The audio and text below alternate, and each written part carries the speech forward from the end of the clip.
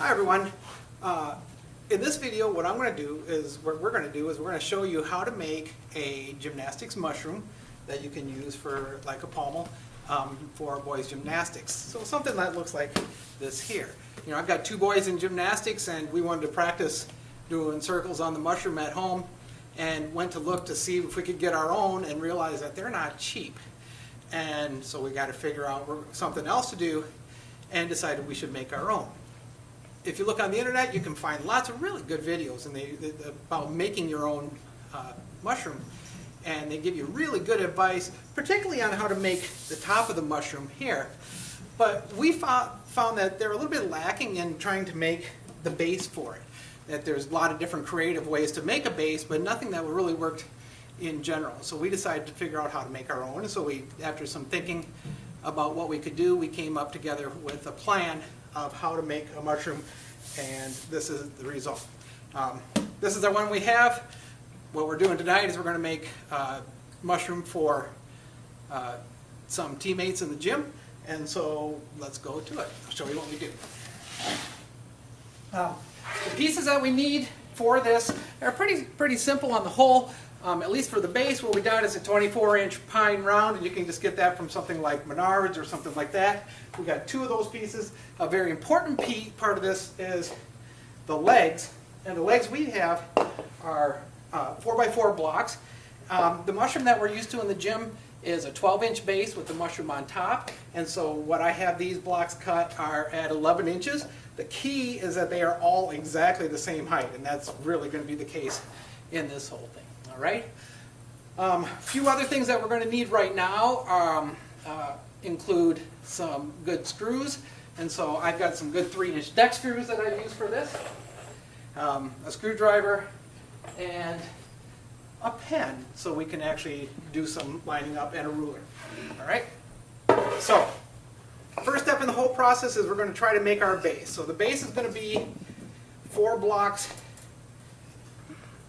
of these blocks lined up, and so you kind of let's put them in the right way so you can see them. So you can kind of put them into a plus sign, something like that, and so you can see your blocks go like this and this. Let me get my ruler and we can look and see how this works. The right size is basically, what you want them is basically 12 inches corner to corner on that. The way I did this is I've gone diagonally, go across the diagonal with my ruler, and basically what you do is you put it up right at 12 inches at this point here, and then you go 12 inches right across the diagonal here, and then you go 12 inches right across the diagonal here, and then you go, hopefully that's 12 inches up, a little bit short, and I think it's this guy that needs to rotate a little bit, and that means that he needs to come back. So 12 inches there, still a little bit off. I'll move him off a little bit, rotate him out. And so now I got 12 inches there, 12 inches on that guy, still a little bit off on that, so I'm going to move him back a little bit more even. 12, whoop, he's off a little bit, move him up. 12 inches there, 12 inches there, and 12 inches there. So now there's my square of blocks. I'm going to take my round and put him on top of there. What I'm using is I'm going to use my fingers to feel the edge of the blocks down there, and I can see that on the edges of each one I've got about yay much, and that's about right. On this side I've got a little bit more, so that's it, and so that puts that block in the center. Greg, you want to go over and help me a little bit? At this point all we need to do is this is Greg, what we're going to do is we're going to bolt this round. I'm not quite as flat as I'd like to be, but we're going to bolt this round right onto my blocks. A lot of this is a lot of screwing, so I got myself into the electric screw here. Right there. You want to hold my screw for me, Greg, while I do it?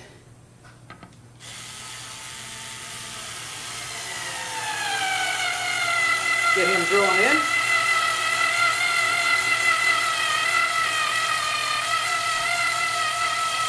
He's into the block below. We're going to stop right there. Can you make sure that that lines up over here? You want to hang on to him? you want to try to screw it in, or am I going to do it? You're going to do it, okay. Hold them tight. Okay, uh-oh, my whole base moved a little bit. I don't want that to happen. He's still okay. Let's put one over here.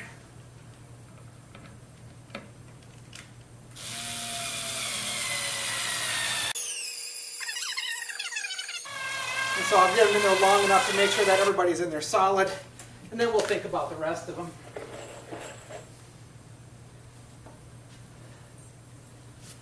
Maybe move him over just a little bit.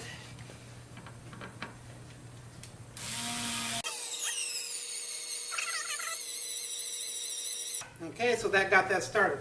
So each one of those blocks has been started in there. What I want to do on this one is I want to make sure that I have at least 3 screws on each one. I don't know. So I'm going to put 3 screws in the end of each block.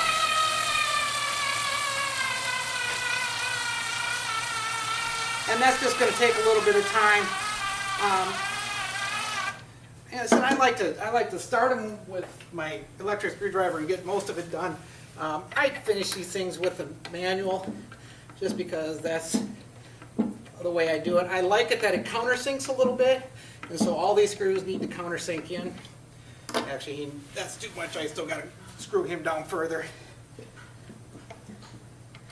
And so while I'm doing this, what I'm going to do is let the camera take a break for a little bit, and after I get 3 screws in each of these blocks, we'll come back and go on to the next step.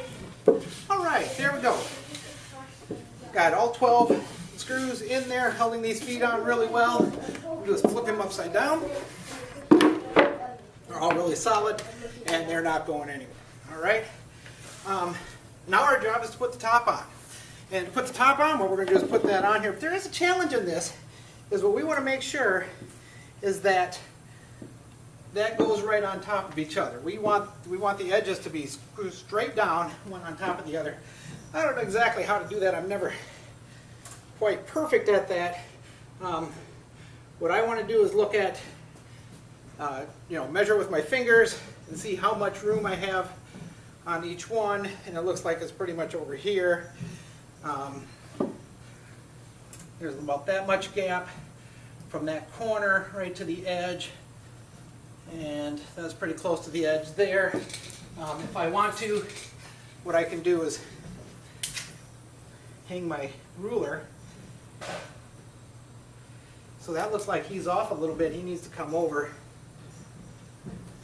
So if I let my ruler hang down, he might be off just a little bit too far now.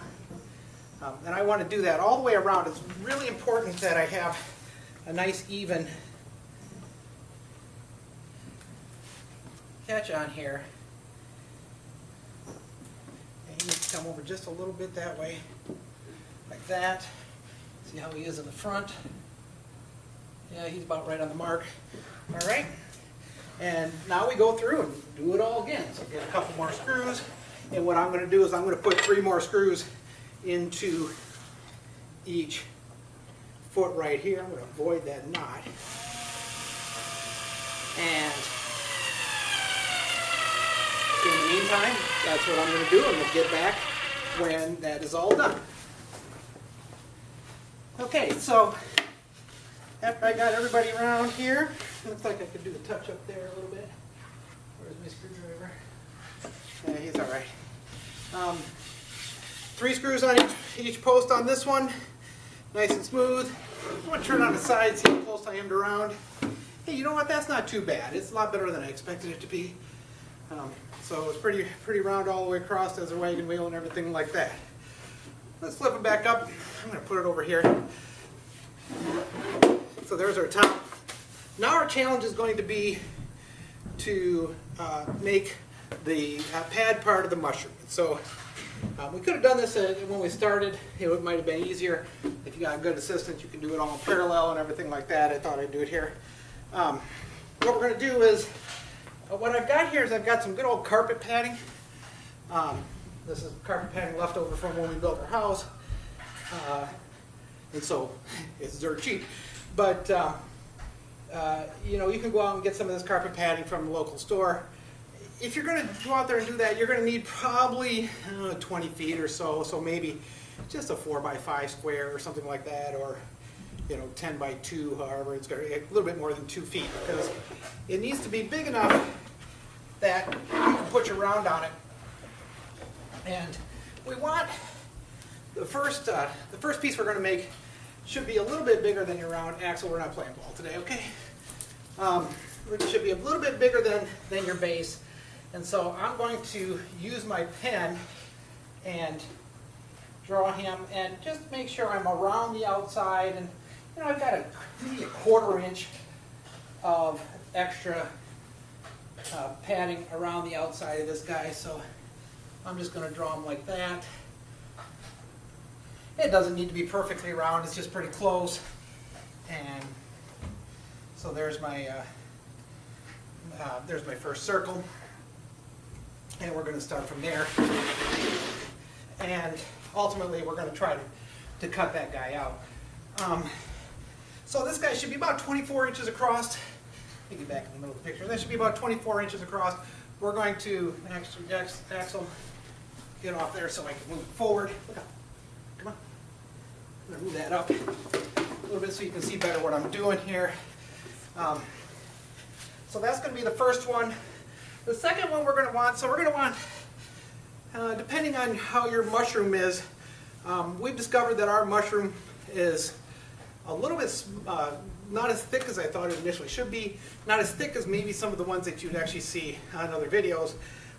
We just basically want four rounds like this, and we're going to get progressively smaller. So this one's about 24.5 inches on a diameter, and then we'll cut it down to maybe 22 or somewhere in there. And so I'm just going to use my ruler and get myself a good marker for my center. And if I do this one, that's going to be a little over 20 inches, and that'll be pretty good. So I want to come out here and make sure I have enough space. The one thing that you do want to do, and we've discovered it's a little bit easier. Actually, I need to come over here. I've got holes, you know, thanks to the mice. What I'm going to do is I'm going to give a good mark on my center. That's going to help me out in the end. And so this is where my center is going to be. And then I'm just going to draw my arc around here, hold my center in place, and draw my arc.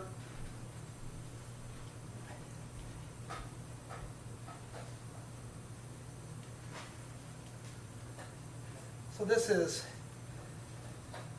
basically a 20-inch round, and I'll cut him maybe a little bit bigger than 20 by the time I'm done. Then I'm going to cut that down and make him a little bit smaller. Maybe this one here will be, if I go 3 to 10, that'll be a 14. That's a little bit small. 9, this would be an 18-inch round. So this is 10, 20, this is 8. This would be about a 17-inch round. That'll be about right. If I could just do a 18-inch round here. And make sure you see if you can get through the circle. Oh, I should make sure I make a good spot in my center so I know where my center is. So there's that. And then how about we do like a 12-inch round to end it. So give me a good center right there. And I could do a 12-inch round this way. Up right on the edge. Perfect.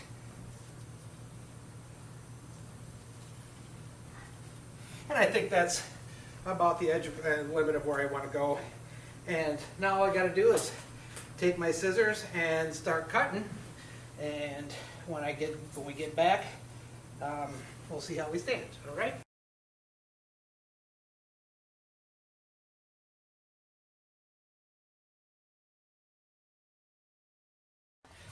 Okay, so now we have our rounds cut out. We got our big round, and then progressively getting smaller. That looks something like that. We're not going to put them on here quite yet, but we are going to put these together. One thing we need to do here is, you know, on our other circles we have the centers all marked the centers. This round we need to find the center as well. I'm going to use an old math trick. Remember how you find the center of a circle is you draw multiple arcs, right? So if we did it at 25, so that's actually, so let's do that at 12 and a half, Greg. Hold it right there. Right there. That'll actually help us find it because we know the diameter of this circle is 12 and a half or 25. So put that at 12 and a half, and it looks like right there. So there's the center of our circle. It should be 12 and a half inches everywhere across. Exactly. Got it. So that's where we're going to start there. And all we're going to do now is we're going to glue these all together. So I'm going to get myself a screw here. We're going to do the big guy first. So right through the center of that. And he goes right into the center right there. So that's where he needs to be. So why don't I just put a little screw in place. This screw is not staying here permanent. All this is going to do is be a marker for where we need to be. Greg, this glue looks like he's open. You grab the glue and spread that glue around. By doing that, by putting that in the center, we know where the middle is. Now I'm going to take him out and go to the next guy. Make him a little bit smaller.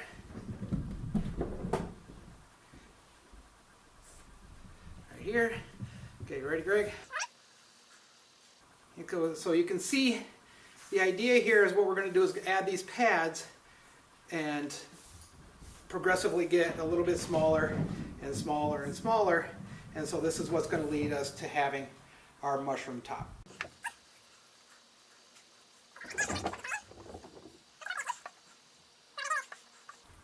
Get that all glued down there. Let him dry overnight. What we'll probably do here is we'll get some good heavy books to put on there. Greg, you stay there and I'll put some books on it. There's a great use for your small animal clinic books and pathology books because you don't use them for anything else. And also your general chemistry books and everything. Right? And so that'll force that down. We're going to let this all dry overnight and come back tomorrow and we'll finish up the top and then we'll have our mushroom completely done. All right, after letting this dry overnight, let's see how it works or how it looks. Oh. Drop the screw. Take the books off. Let's put those, make sure that will get back on the shelf, otherwise Mom won't be happy. Get this piece off. Yes, that came out okay. So now we have the stack of cushions all lined up. What we want to do at this point is put those on the mushroom, and what we're going to do is we're going to take the whole thing and flip it upside down. And now you can see when that goes on the mushroom, it's going to lead to a mushroom top, but it's going to be a smooth mushroom top and not have steps or anything like that. We're a little bit big on that outside. Let's see if we can get that in the center as much as we can. We might need to trim a little bit on the outside of there, Greg. Yeah. We'll see. We'll see what happens. To cover this, what we're going to use is some red vinyl that we got from the fabric store. This could be a problem because the red vinyl I got, it's actually 27 by 28 inches. Actually, the reason I cut it to 27 by 28, the reason I cut it to, I usually like to use 28 by 28, but the reason I cut it at 27 is I can get 2 sheets of vinyl out of a single piece.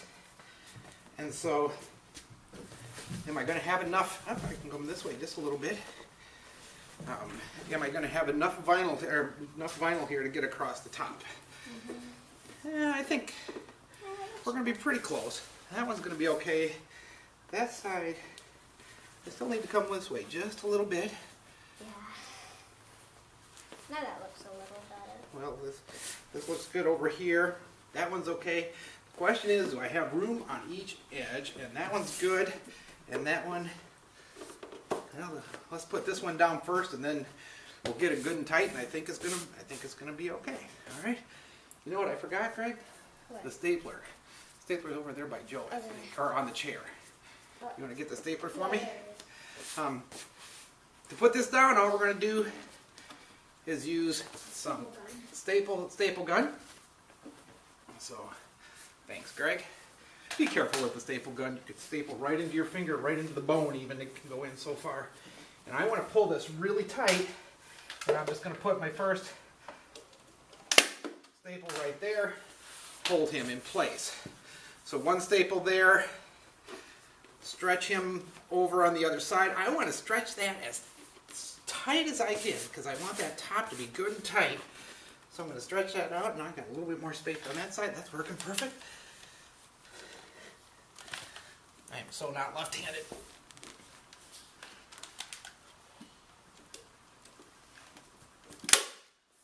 Got a staple in there. All right. And then we're going to go this way. Make sure we have enough there. There is really good on that side.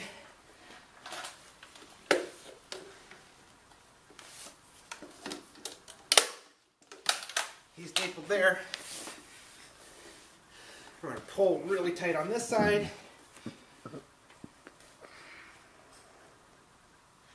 Get my staple gun back.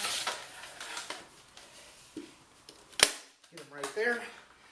So there we go. We got four corners on there. And now I'm just going to go through and start stapling all the way around.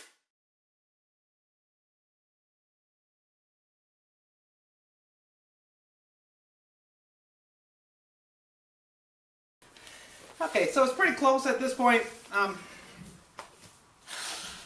I want to do is, in the end, we want to go through, and I do want to put staples pretty much everywhere around here. So I'm going to do a lot of this touch-up work.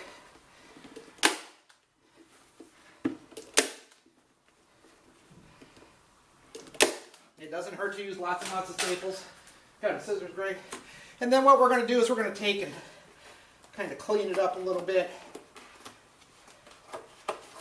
Take off some of these big edges, the corners of our vinyl. I don't want to do that yet because I want to make sure he gets stapled in there.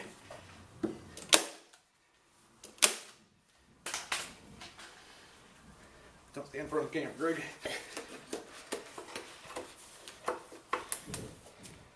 A little bit of that. There we go. 4 corners, and it's done.